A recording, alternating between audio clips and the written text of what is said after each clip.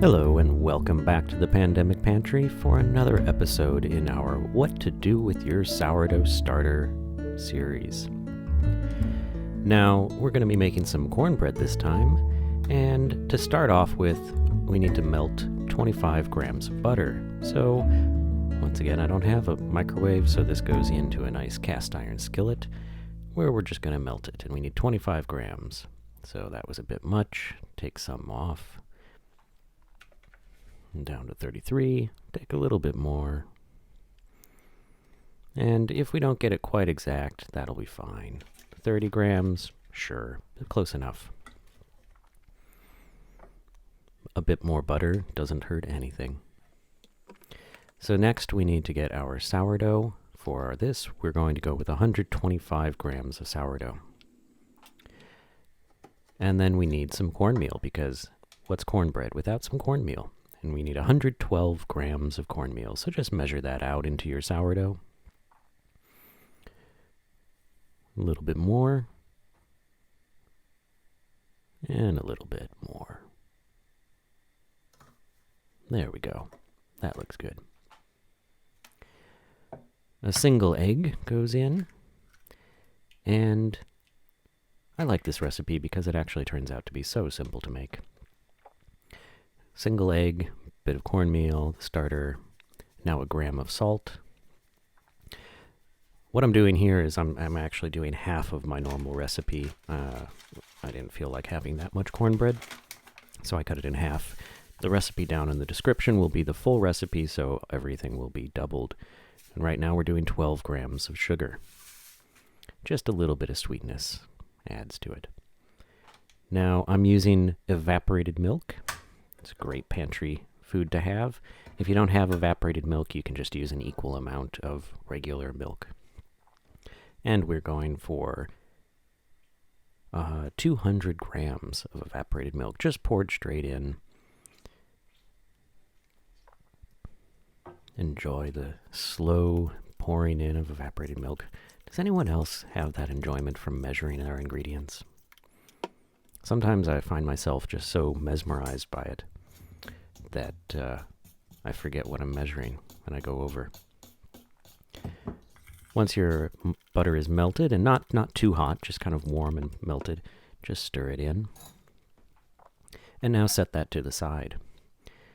So at this point we haven't put in the bicarbonate of soda, the baking soda, so it can just sit there, let the cornmeal hydrate a little bit. You can leave it like this for probably a few hours.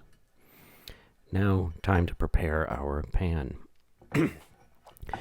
You can make this in a single pan, make a nice big cornbread, and especially if you had a cast iron skillet, that would be a great thing to make this in. I decided to go and make cornmeal muffins this time. Buttered the entire tin. It'll turn out that I only have enough for,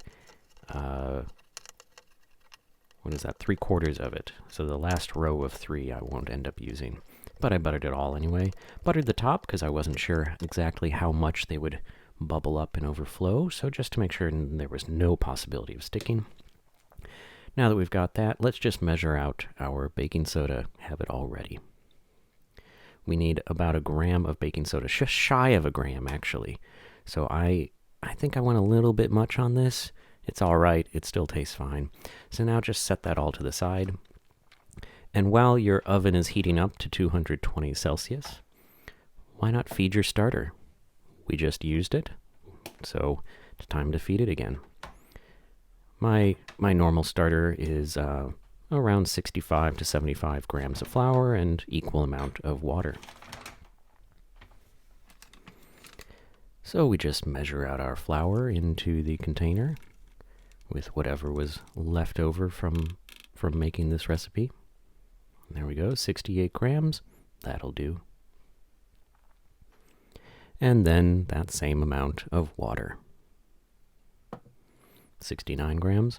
That'll do. Now just stir it all together. Mesmerizing stirring.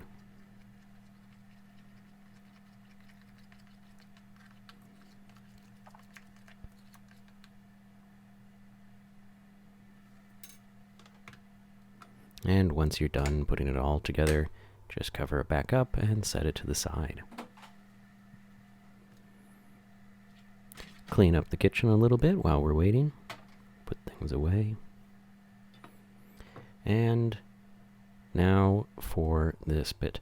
So sometimes the bicarb of soda has little chunks in it. Just push those down, they'll break up, and then scatter that across the top. We just don't want any chunks of it. It needs to incorporate completely. And now a quick mix together. Just get it all well incorporated. And immediately just pour it into the baking container of your choice. I'm filling these up about 2/3 full. Just straight on in.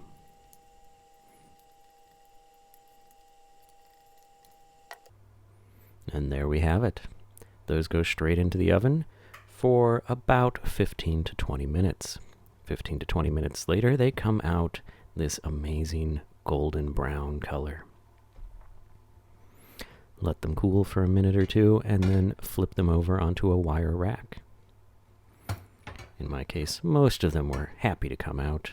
One of them decided to stick around right by where I was trying to hold it. Made it kind of difficult to get it out. A little bit of prodding, and there it goes. And now let's take a look at our handiwork. They're nice and golden on the outside. What are they on the inside? Let's see. Maybe not a good idea to just crush it open. Let's get a knife. There we go. And just cut it open. Nice and easy. And what do we have? Ooh, steamy, hot. Nice and open texture, yellowy. That looks like some good cornbread. Add a little butter onto that, maybe some honey, and you've got yourself a great American meal. With a few other things. I don't think you should eat cornbread just as your full meal. That said, how is it? That's good.